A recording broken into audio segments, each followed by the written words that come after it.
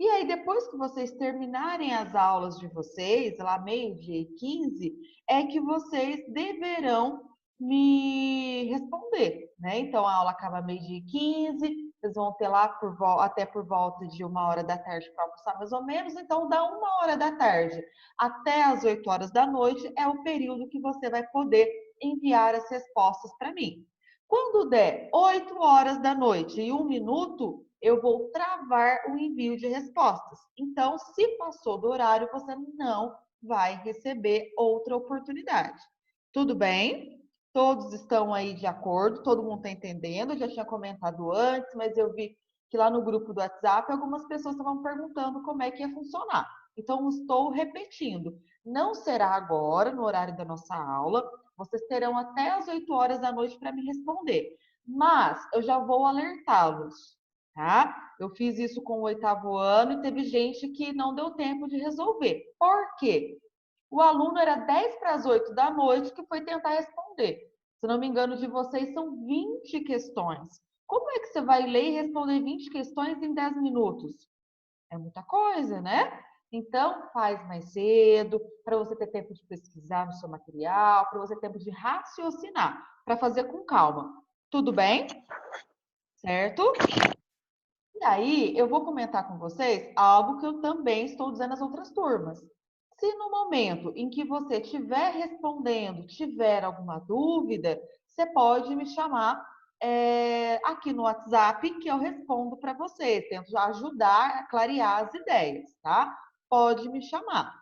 Pode ser que eu não responda na hora, porque hoje com a turma do 9º ano eu vou fazer prova oral com eles. Então, eu vou fazer videochamada para alguns alunos e vou fazer prova com eles, assim, ao vivo, tá? Então, pode ser que na hora que você me mande, eu não consiga responder para você na hora, mas assim que me der um tempinho, eu vou lá e te respondo. Beleza? Tudo bem? Bia, Pois não. mas e as perguntas que ele responde sozinho? Não vai responder? Como assim que ele responde sozinho? Só vai mandar uma prova? Sim, é um teste, um Então, desafio. daí você vai pela aquela plataforma que todos os professores vão. Então, lá tem as perguntas fechadas, ele não corrige sozinho? Exato. Agora, as questões que você tem que digitar a resposta, eu é que tenho que corrigir. Se não me engano, de vocês, eu coloquei 5 ou 6 questões que vocês têm que digitar as respostas. Bia, Oi. é a primeira apostila ou a segunda? A primeira apostila ainda, do capítulo 2 até o capítulo 5. Certo? E aí, na próxima aula, eu marco um outro desafio com vocês, que é da apostila 2. Por enquanto, esse primeiro desafio da apostila 1. Eu já falei 2 vezes lá no SAS Conecta e tá lá no link do desafio qual o conteúdo que você pode consultar. Tá bom? Pois não. A gente vai ter um simulado? Vai ter o simulado, mas aí depois eu passa para vocês como é que vai ser, quando é que vai ser. Tá bom? Sim. Certinho? Pessoal, então, ó, já estão colocados os informes sobre o nosso desafio. Então, o link já está no SAS Conecta, já está no grupo do WhatsApp. Tudo bem? Então, todos têm acesso a esse material. Beleza? Então, vocês têm até as 8 horas da noite. Clareado aí esses informes, né? Na aula de ontem, nós terminamos de falar dos mares. Não te ouvi, Moisés. Ó, e aí, então, pessoal, onde nós terminamos de falar dos maias, eu ia começar a falar dos astecas, mas aí não deu tempo, né? E aí, eu coloquei lá no SAS Alguém Connect, depois pode mandar no WhatsApp? já mandei no WhatsApp. Prestem atenção no que eu estou dizendo, turma, para depois não ter confusão. O link já está disponibilizado no SAS Conecta e também no WhatsApp, tá? Então, tem as duas formas de acessar esse link lá do nosso primeiro desafio, certo? Vamos lá, ó. Eu pedi ontem, Certo. coloquei lá no SAS Conecta, para vocês fazerem 2 páginas de exercícios para mim. A página 18 e a página 22, tá? Quem fez, vai fazer aqui a autocorreção e quem não fez vai fazer agora. Beleza?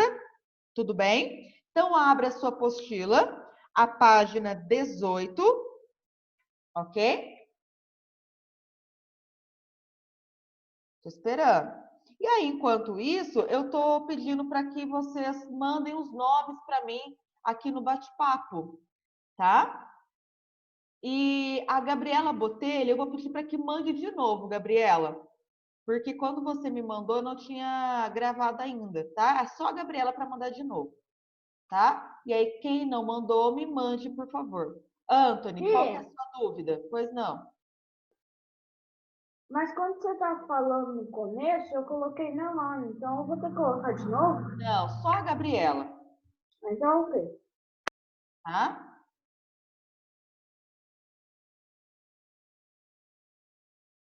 Isso, vai me mandando o nome.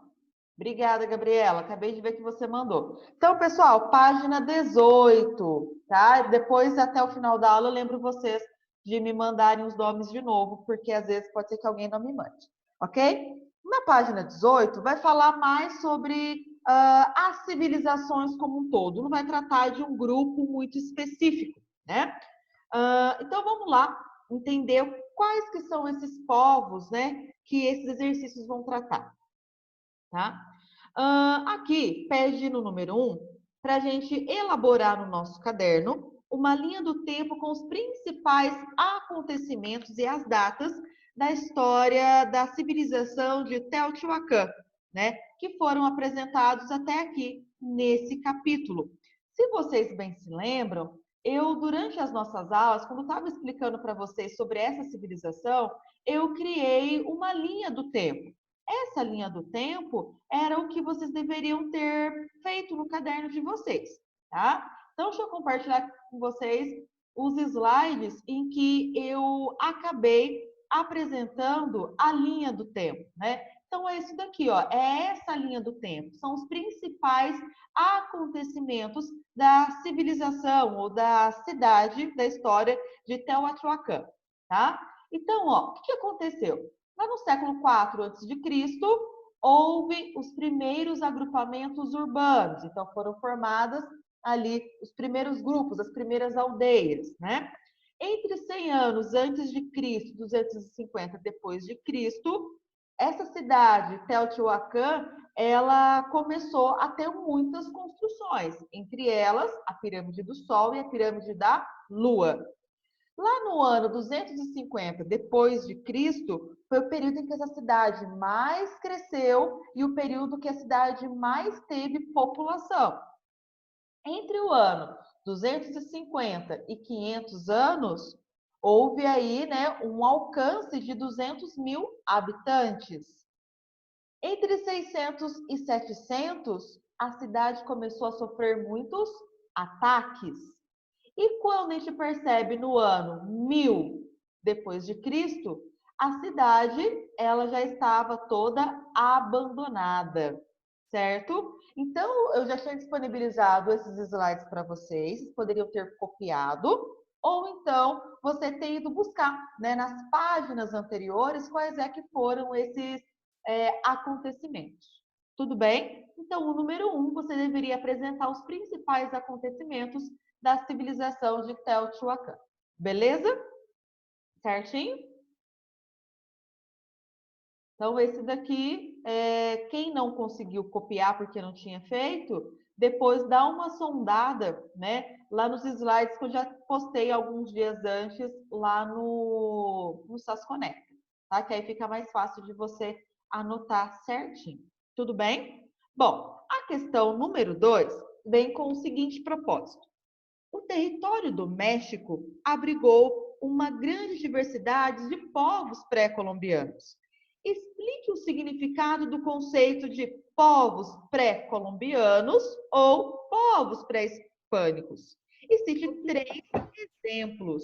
Então, por quê? Que esses povos que a gente está estudando, eles são chamados de pré-colombianos ou então de pré-hispânicos, né? Bom, a gente chama de pré-colombiano porque foram civilizações que habitavam a América antes da chegada de Colombo, Cristóvão Colombo.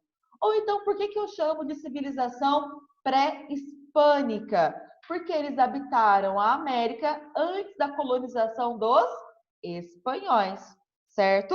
Tudo bem? E aí, quem é que a gente pode citar de exemplo? Pode falar dos Olmecas, o Teotihuacan, os Incas, os Maias, não é? Não são povos que a gente está estudando agora, né? Então, você pode colocar 3 aí como está pedindo. Fala, Francisco. Como que vai ficar a resposta, então, ô Bia?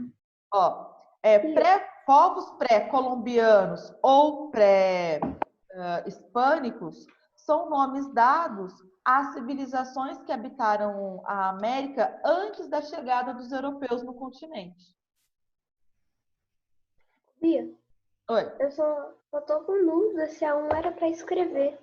Sim, olha lá, elabore no seu caderno. Então, aquela linha do tempo que eu mostrei para vocês, né? O que foi acontecendo ao longo da história da civilização de Teotihuacan, você deveria fazer também, mas lá no seu caderno, porque a apostila não tem espaço para isso. Tá, obrigada. Tá? E aí, quem não conseguiu acompanhar, depois pode pegar lá no SAS Conecta os slides que eu já postei lá para vocês, onde tem essa linha do tempo, tá? Se não conseguir pegar no SAS Conecta, você pode observar aqui, ó, aqui para trás, né, na sua apostila, quais é que foram os principais eventos, tá? Povos Com a data. pré-colombianos e pré-hispânicos. São aqueles povos que habitaram a América antes da chegada dos europeus aqui no continente, aqui na América. Beleza? Tá bom, obrigada. Por nada. Vamos lá. Para o número 3, tá? Assim como na América Espanhola, no Egito também foram erguidas pirâmides. Os objetivos da construção das pirâmides eram os mesmos nos 2 locais? Explique. Bom, no Egito e nessas civilizações que a gente está estudando, a Maia, Azteca, Olmeca, Teotihuacana, todas elas construíam pirâmides, certo? O objetivo da construção dessas pirâmides era o mesmo que lá no Egito? Sim ou não? Não. Né? A gente viu que não. Lá no Egito, as construções das pirâmides tinham o objetivo de abrigar o corpo dos mortos, né? Serviam de túmulos, né? E aqui na América, essas construções tinham funções diversas, né? Eram templos religiosos, eram locais onde tinham administração pública, né? Sacrifício. Locais que eram realizados rituais religiosos, até mesmo de sacrifícios, entre outras coisas. Então, as funções das pirâmides aqui na América eram muito variadas, certo? Enquanto que lá no Egito, o objetivo era apenas para servir de túmulos. Tudo bem? Perfeito? Podemos seguir? E também, não, as funções das pirâmides aqui na América eram variáveis. Já no Egito, eram para enterrar O corpo dos mortos, né? Ah, tá. Obrigada. Certo? Por nada. E aí, quem terminou de fazer a autocorreção, por favor, vá à página 22. Bia, eu poderia repetir só mais uma vezinha a 3? Uhum. Repito sim. Então, ó, não, né? Pois lá no Egito, as pirâmides serviam de túmulos e na América, as pirâmides tinham funções variadas, tá? Tinham muitas funções, não só uma ou outra era utilizada para ser como túmulo, e a maioria tinha funções variadas, tá? Como templos religiosos, prédios públicos, abrigava artesãos, comerciantes e assim por diante. Obrigada. Por nada, tá? A página 22, ela vai falar sobre os maias, né? Que foi o grupo, a civilização que nós estudamos ontem, que eu comentei com vocês na aula de ontem, né? E aí, o seguinte, descreva como era organizada a sociedade maia. E aí eu vou dizer o seguinte para vocês, vocês poderiam ter respondido essa questão de 2 formas, indicando essa pirâmide, deixa eu ver se vocês vão conseguir vê-la, que eu apresentei para vocês na aula de ontem, mostrando quem eram os mais poderosos, então colocando assim, ó, do mais poderoso ao menos poderoso, do mais privilegiado ao menos privilegiado, colocando um por um desses grupos, certo? Tudo bem? Ou então você poderia ter feito essa pirâmide, exatamente como está aqui, certo? Lá na apostila de vocês, deixa eu ver que página que vai ser. Na página 19, né? O primeiro parágrafo do título aí, Sociedade Maia, desse texto, fala exatamente de como que era organizada essa sociedade, tá? Então, tem esses estratos sociais aqui, tá bom? Então, você poderia ter colocado lá, na sua apostila, que o rei era chamado de Alachunik, tinha auxílio dos administradores, chamados de bastabes. Logo em seguida, tínhamos os sacerdotes, funcionários administrativos e os guerreiros na mesma classe social, e a base da pirâmide ocupada pelos camponeses, artesãos e pequenos comerciantes, tá? Então, era essa a organização, saindo do mais poderoso, do mais privilegiado, para o menos privilegiado. Pois não?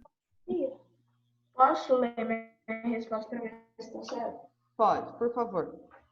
Eu coloquei assim. Mas no celular não tô conseguindo carregar. Você pode voltar a imagem, por favor? Volta. Enquanto isso, o nosso amigo que estava falando aí pode continuar falando. Eu coloquei assim. Ela era estratificada. Uns tinham mais privilégios do que o outro, sendo a Alachunik o mais privilegiado e os comerciantes os menos privilegiados. Tá, eu colocaria junto com os comerciantes, porque quando eu coloco aqui, ó, tá vendo que tem esses três tipos de indivíduos ocupando o mesmo nível na pirâmide?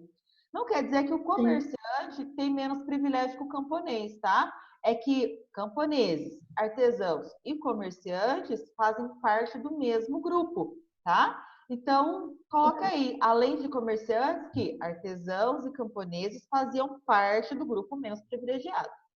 Tá bom? Bia, Pois não. eu posso falar que a resposta está no caderno e copiar a pirâmide assim que eu mostrar? Pode, pode. Certo? Porque às vezes aí não cabe, né? Mas também se você quiser colocar aí, pode.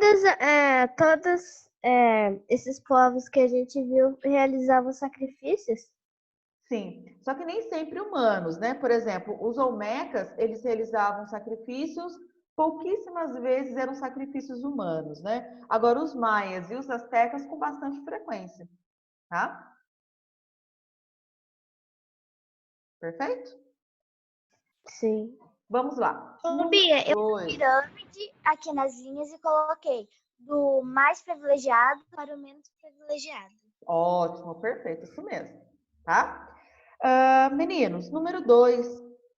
Explique como estava organizada a religião maia e relacione as crenças religiosas desse povo com as práticas de sacrifício que eles desenvolveram.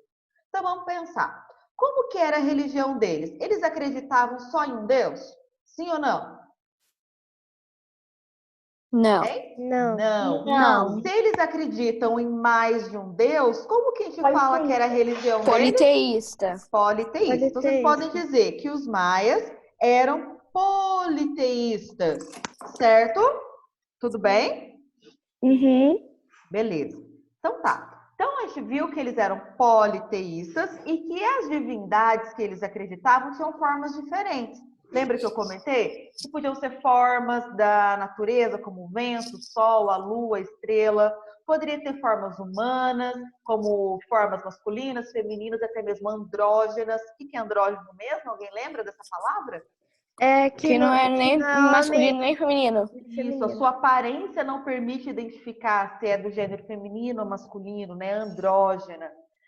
Podia ser também animais, né? Então, ó, eles eram politeístas que adoravam deuses de formas variadas, certo? E aí, a terceira parte da pergunta pede para a gente relacionar essas crenças com as práticas de sacrifício, né? Por que os maias realizavam práticas de sacrifício? Alguém se lembra? Para agradar os deuses dele. Para quê que eles queriam agradar os deuses? Com medo do que acontecesse o quê? O fim do mundo. É o fim do mundo. Isso, exatamente, tá? Então é o seguinte, né? Então, ó, eles eram politeístas. Vou desativar aqui, senão vocês não conseguem me ouvir.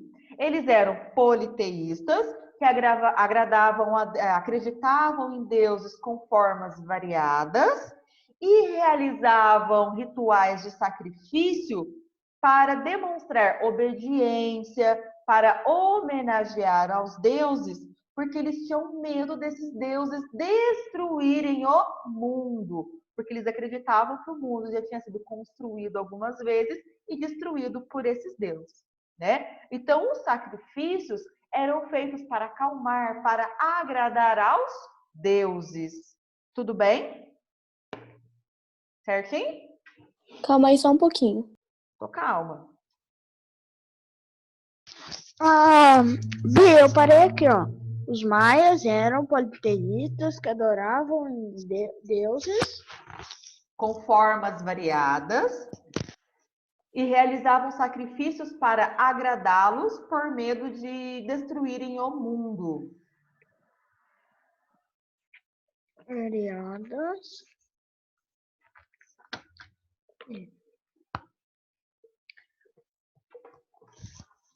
Ok? Usavam. Realizavam sacrifícios para agradá-los, para acalmá-los por medo de destruírem o mundo.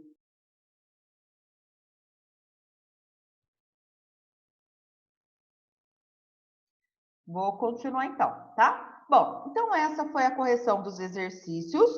Agora eu vou começar com vocês a nossa aula sobre os astecas, tá? Também considerada aí uma civilização pré-colombiana, também habitou a região do México e ele, junto com os maias, né, essa civilização asteca, também se originou daqueles olmecas que a gente viu lá nas primeiras aulas, né, sobre as civilizações pré-colombianas. Então, os astecas, eles aí são originários de alguns povos olmecas, tá? Uma partezinha do povo olmeca. Oi. Eu lembro que ano passado a gente estudou mais astecas e olmecas e eu fiz um trabalho, eu acho que todo mundo fez, e eu ainda tenho o pendrive do meu trabalho sobre os olmecas. Que legal. Então, se você tiver alguma coisa para Eu tenho contribuir, alguma curiosidade, vocês podem trazer para as nossas aulas, tá bom? Eu tenho, quando a gente fez essa apresentação, eu fiz um cartaz, meu cartaz aqui, até hoje aqui. Tá. Inclusive, depois, se vocês quiserem, se vocês tiverem fotos, né, alguma coisa assim, pode mandar lá no grupo do WhatsApp para a gente compartilhar esse conhecimento, né? Porque, por exemplo, lá no 7º ano, nós vamos voltar a falar um pouquinho sobre essas civilizações pré-colombianas, aprofundando um pouquinho sobre o conhecimento nessas civilizações. Tá? Então, a gente sempre vê um pouquinho, algo que a gente já viu lá atrás, a gente revê e aprofunda o conhecimento. Revê de novo lá na frente e aprofunda o conhecimento e assim sucessivamente, tá bom? Então, a gente vai falar sobre os astecas nessa aula, né? Sobre a civilização asteca. Bom, os astecas, como eu falei para vocês, eles vão ocupar essa porção mais central aqui no território do México, tá? Então, eles chegaram, se fixaram nesse local aqui, mas dominaram toda essa mancha verde que tem nesse mapa, tá? Eles teriam chegado nessa porção central do México entre os séculos 12 e 14 depois de Cristo, né? Depois que Cristo nasceu. E aí eles chegaram nessa região porque eles estavam em busca de um solo fértil. E aí quando esse grupo se fixou aqui no centro do México, esse grupo passou a se chamar de mexicas. Eles começaram a se autodenominar de mexicas, como está aqui, ó, nesse local aqui escrito. Tudo bem? E quando eles chegaram no centro do México por volta aí do século XII, eles acabaram encontrando esse lago. Tá vendo esse laguinho aqui? Esse lago é chamado Texcoco. No meio desse lago tem uma ilha, e é dentro desse lago, nessa ilha, que esses mexicas acabaram se estabelecendo, ou seja, é nesse lago que eles acabaram se fixando.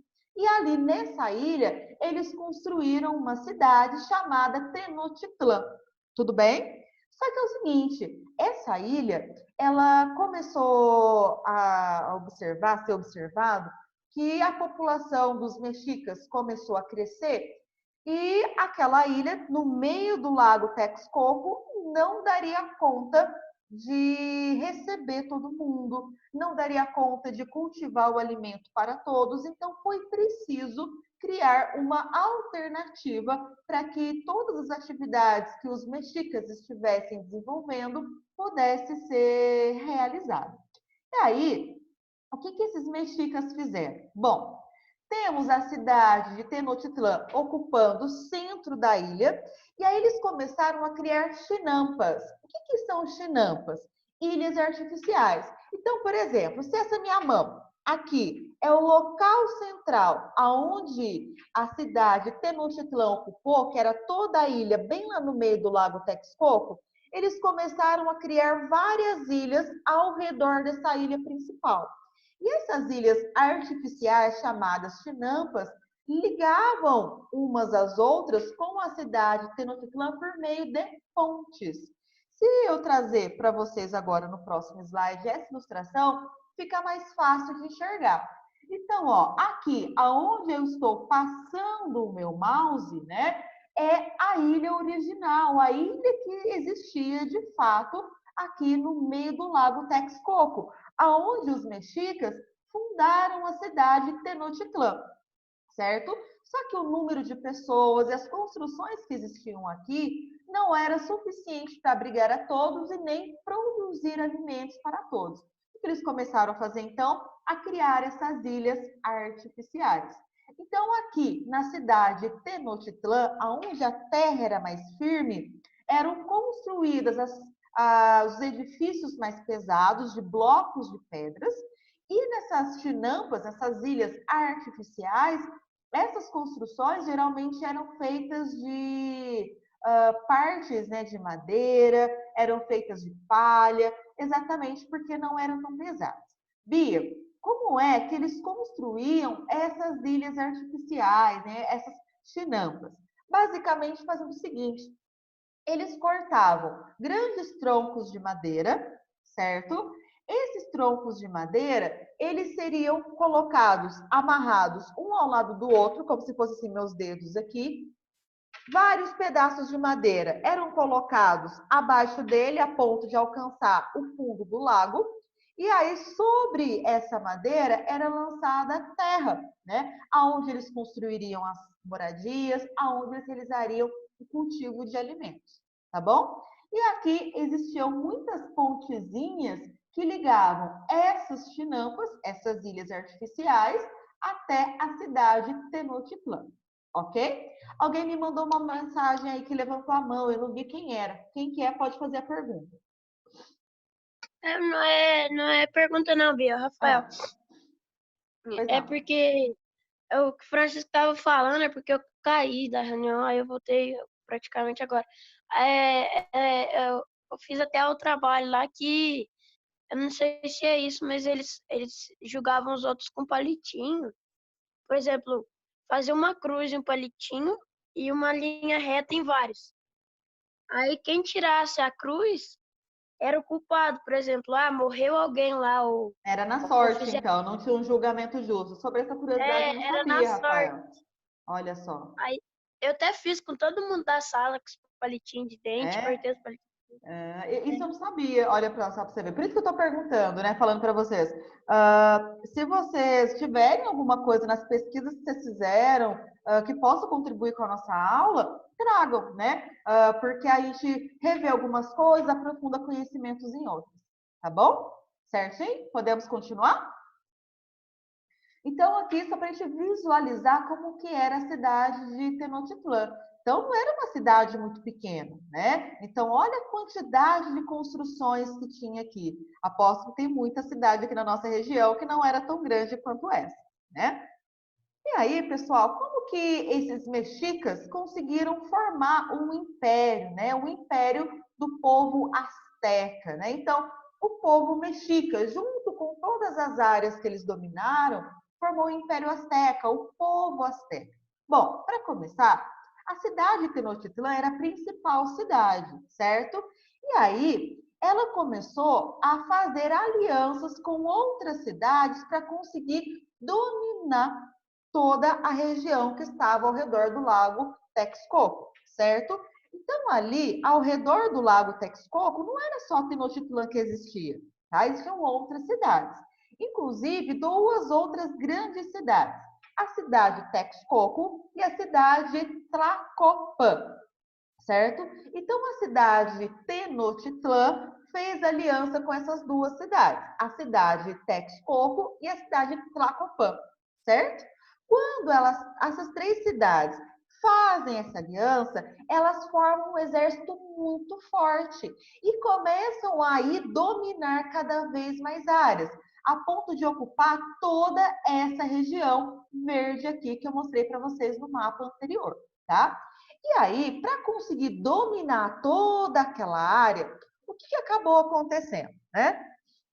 Toda aquela área verde foi dividida em partes, chamadas de províncias.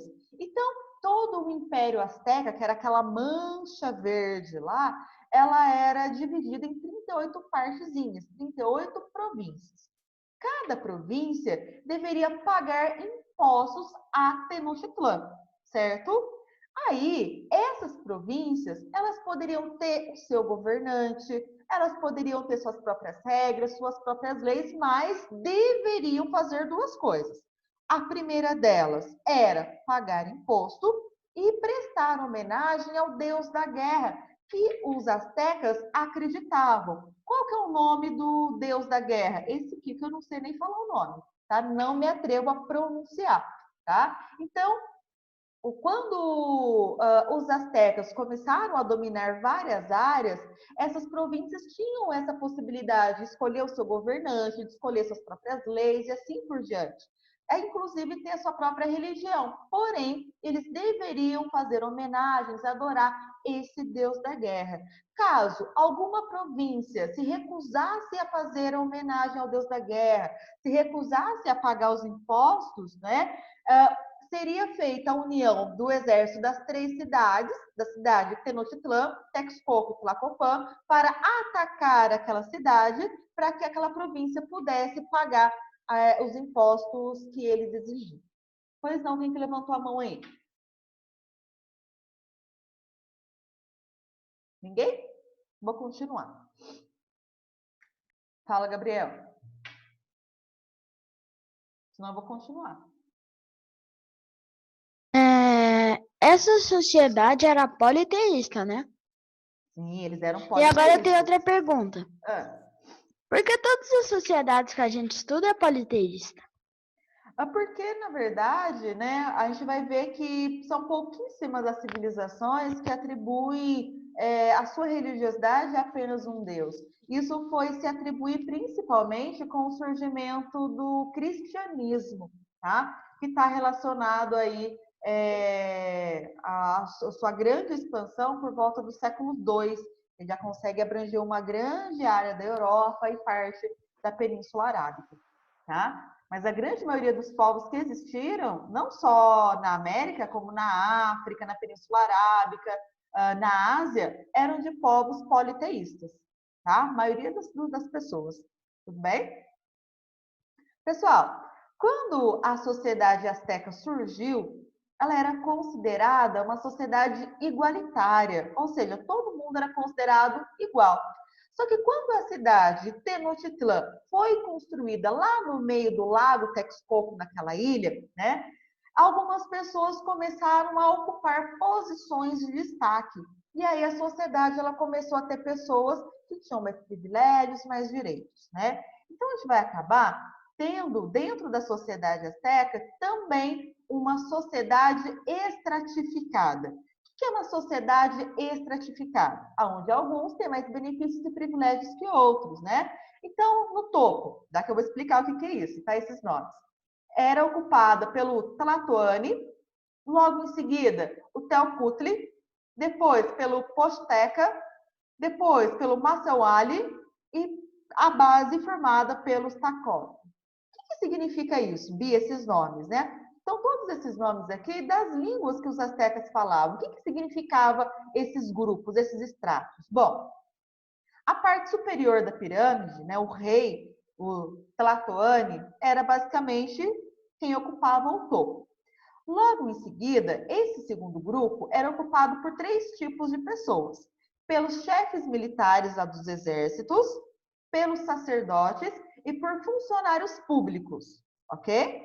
Depois, os Posteca eram basicamente ocupados pelos negociantes, que eram as pessoas que realizavam comércio, poderiam ir para locais bem distantes realizar o comércio. Aqui a gente tem os pequenos comerciantes que realizavam comércio apenas no local, pelos camponeses e por trabalhadores urbanos. E a base dela era ocupada por escravos, que tinham finalidades muito diferentes. Então, no começo, como que era a sociedade asteca? Igualitária. A partir da construção da cidade Tenochtitlan, ela passou a ser estratificada, ok? E aqui, a primeira sociedade, a ser comparado com os maias, que a gente tem escravos tendo uma função dentro da sociedade. Esses escravos eram pessoas trabalhadoras, tá? Elas trabalhavam na propriedade de alguém, geralmente aqui, dos negociantes para cima tendo escravos, que eles trabalhavam, mas também poderiam ser utilizados nos rituais religiosos, principalmente para o sacrifício. Em que época que isso aconteceu? Entre o século XII e o século XIV, ou seja, né, a partir dos anos 1200, tudo bem? Até os anos 1400. Beleza? Certinho? Pessoal, tá acabando a aula. Quem não mandou o nome lá no bate-papo, vai lá e me manda, só vai levar falta. Certinho? Beleza? E aí, eu vou colocar, junto com o link da aula, uma tarefa para a próxima aula. Vai faltar pouquíssima coisa para a gente terminar. Vai falar sobre a religião e sobre a cultura, certo? E na próxima aula... Você manda lá no grupo a tarefa também, porque meu Desconecta está desatualizado.